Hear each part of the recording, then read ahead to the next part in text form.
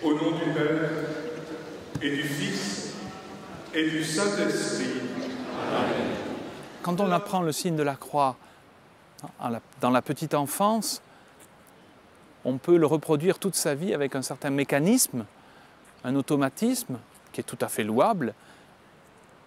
Mais il est aussi important d'apprendre et de réapprendre tout ce que ce signe signifie, manifestation de notre foi, Père, Fils et Saint-Esprit, tel est notre Dieu, et que c'est la croix du Christ qui nous sauve.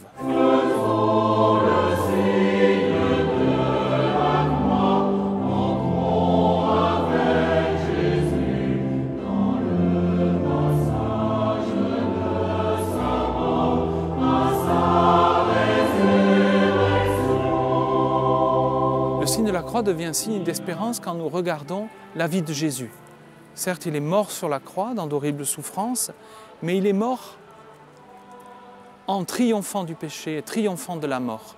C'est pour cela que la croix, qui aussi est présente dans notre vie comme le signe de la souffrance, est aussi le signe de l'espoir, puisque Jésus ressuscite et que la mort est vaincue. Marie est présente au pied de la croix. Dans l'évangile de Jean, on nous explique bien qu'elle était là, présente au moment où Jésus est mort. Et donc quand on fait le signe de la croix, Marie n'est jamais très loin. Et Marie est toujours présente auprès de toutes les croix que nous pouvons rencontrer dans notre vie.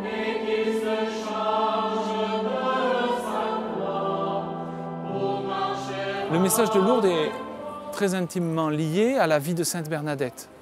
Et vous savez que Sainte Bernadette a une expérience très profonde du mystère de la souffrance et à ce titre du mystère de la croix. Et donc Lourdes et la croix sont liés par Sainte Bernadette.